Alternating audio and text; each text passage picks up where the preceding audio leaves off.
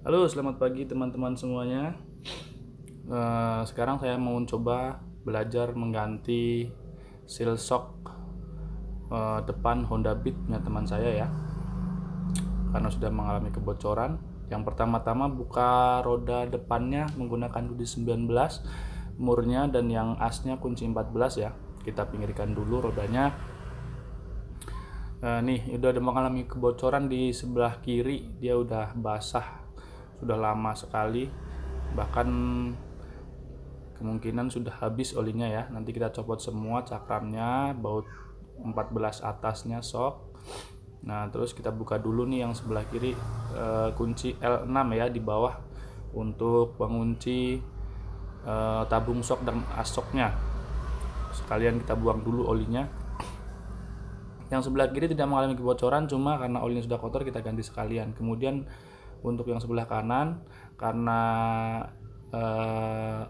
cakramnya ini ya, kalipernya sudah lengket ini di asnya, maka kita copot sekalian semuanya, sekalian kita bersihin biar dibersihin. Terus nanti biar nggak lengket lagi, karena bahaya juga ya teman kalau semuanya kalipernya lengket, nanti bisa kurang maksimal untuk pengereman depannya.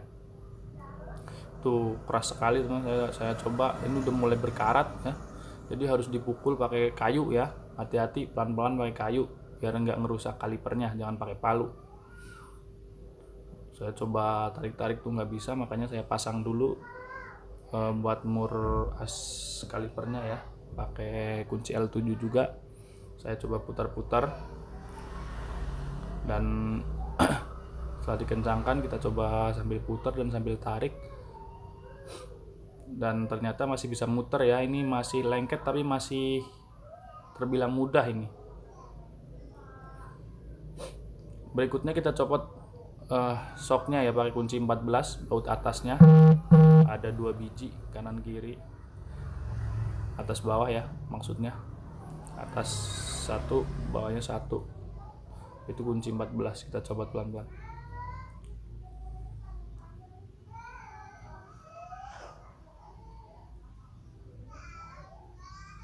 Setelah terlepas bautnya, kita sela-selanya kita pakai obeng min ya, karena itu biasanya keras menjepit ya teman-teman, biar agak renggang, jadi biar bisa dicabut asnya. Tuh lihat udah berkarat, baut bawahnya juga udah rusak itu, makanya tadi nggak bisa dicopot, tadi copot di bawah udah rusak kunci L7. Nanti kita coba buka deh. Baut penutup shock atasnya juga udah tanah semua itu, makanya harus dipukul-pukul dulu biar bisa kebuka. Kemudian buka pengancingnya biar tutupnya bisa kebuka ya. Itu udah kebuka ya teman-teman. Kemudian kita cabut, dan ternyata olinya udah habis teman-teman. Tuh dituang juga udah nggak ada olinya, udah kering karena saking lamanya bocor, mungkin tidak ada perbaikan. Berikutnya kita congkel tutup shocknya, tutup seal yang atasnya ya, bukan yang sealnya. Ini sealnya kita copot. Untuk pencopotan seal itu bisa pakai obeng ya teman-teman, bisa pakai kunci seperti ini, karena kita menggunakan alat seadanya. Jadi saya copot menggunakan kunci 14. Pelan-pelan ya teman-teman, jangan sampai merusak tabungnya. Tuh sudah seperti lumpur semua, olinya jadi lumpur. Kemudian kita cuci semuanya bagiannya, dari per, as, sampai tabungnya. Di sini saya cuci pakai air sabun ya, air sabun biar olinya cepat pada bersih ya. Kita cuci bersih semuanya, dari sulingan-sulingan dalamnya, pernya, terus asnya ya, sama tabungnya.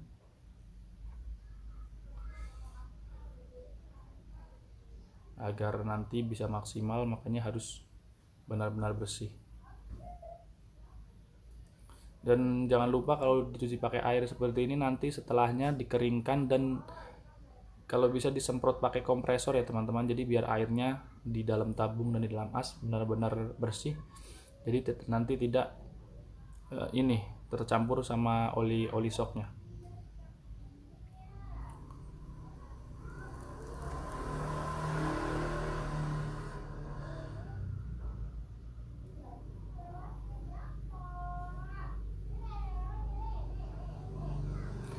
tutupnya, seal-sealnya atau penutup sealnya yang atas ya, seal debu namanya, kita kalau nyebutnya seal debu, penutup shock yang di atas sealnya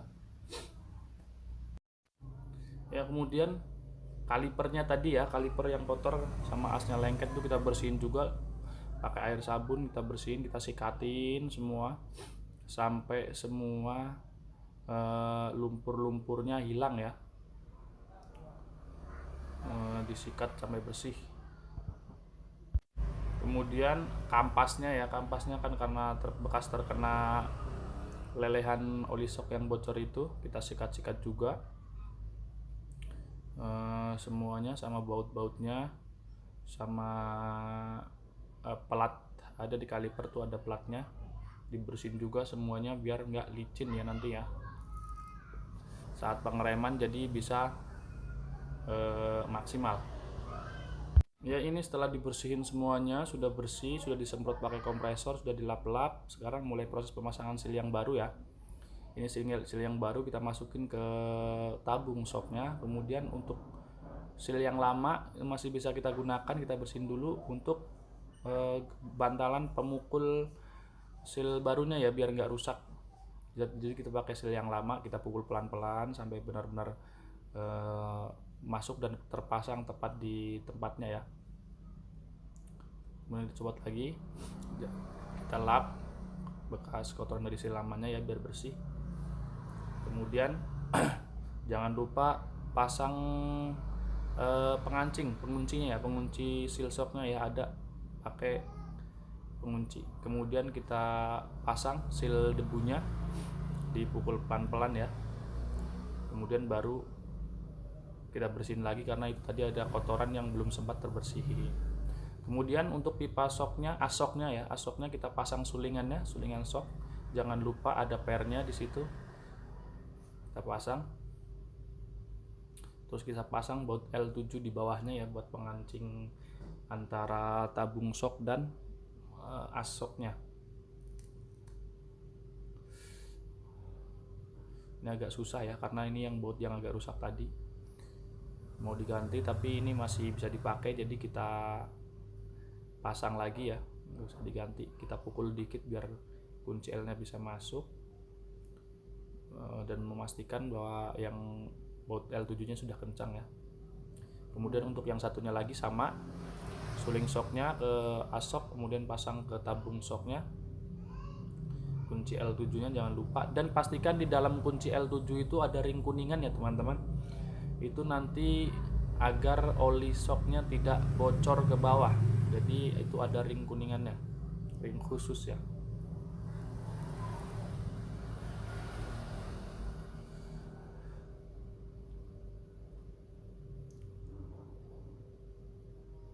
Kemudian kalau sudah, masukkan per shocknya. Sekarang waktunya mengisi oli shock. Setelah terpasang, pipa shocknya kita dorong mentok ke bawah ya. Ini teknik pengisian yang saya pakai. Kemudian kita isi oli shocknya sampai full di permukaan pipa shocknya. Nah, setelah full, setelah terisi penuh sampai ke atas pipa shocknya, itu baru kita angkat lagi. Nah, setelah itu kita cek, kita naik turunkan, cek ternyata masih sudah cukup. Terus kita pasang penutup atasnya dan kancingannya ya, jangan lupa. Itu nanti bisa kita coba.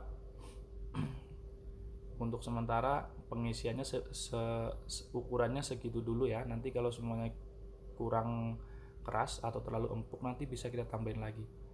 Tapi setelah saya coba, saya tekan-tekan, sepertinya sudah empuk, udah cukup ini ya teman-teman. Kemudian untuk yang sebelahnya sama juga, kita turunkan asoknya mentok ke bawah, kemudian kita tuang oli shocknya seukuran sampai penuh ya. Kemudian kita angkat pipa shocknya ke atas dan kita pasang kancingannya pelan-pelan ya teman-teman, karena ini biasanya bisa loncat ini. Dan pastikan mengunci dengan baik. Kemudian kita lap-lap, kita coba, ternyata sudah cukup. Waktunya pemasangan. Ini nggak kerekam tadi ya pas pemasangan pipa, pemasangan sok depannya ya, yang sebelah kiri. Biasa kita renggangin dulu lubang soknya pakai obeng min, terus kita pasang. Terus kita pasang baut 14 di atas ya, ada 2 biji, jangan lupa. Ini saya pasang asnya agar mempermudahkan pemasangan, jadi nggak naik turun ya, karena ini kita longgarkan nanti takutnya naik turun.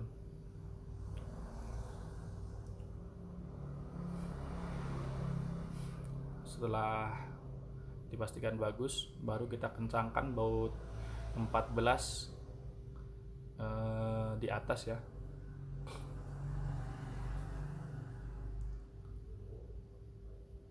Pastikan terpasang dengan kencang, karena kalau enggak berbahaya ya teman-teman.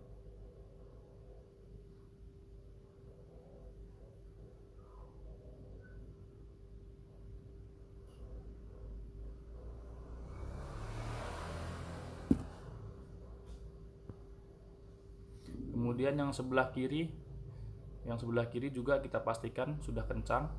Kemudian kita pasang untuk kalipernya ya, baut 10 nih buat klem selang kaliper. Kemudian ada as kecil untuk, kemudian bagian alat-alat kaliper ya, jangan lupa, jangan sampai ada yang tertinggal, seperti ada plat buat tahanan kampas remnya. Kemudian ada ring di as kalipernya ya, itu kita bersihin dulu as kalipernya, nanti berkarat. Setelah bersih kita pasang dan pastikan tidak lengket lagi ya di dudukan kalipernya.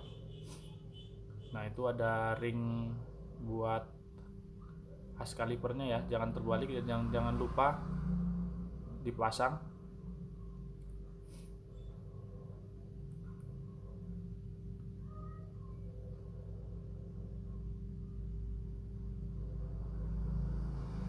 Kita pasang kunci L6 nya ya, kita kencangkan sampai benar-benar kencang. Setelah kencang baru kita pasang kalipernya. Kemudian kampas platnya dulu, baru kemudian kampas ya, kampas rem. Kemudian pasang pakai as kampasnya itu kepalanya 8 ya, buat kunci T8. Tadi kuncinya pakai kunci T8.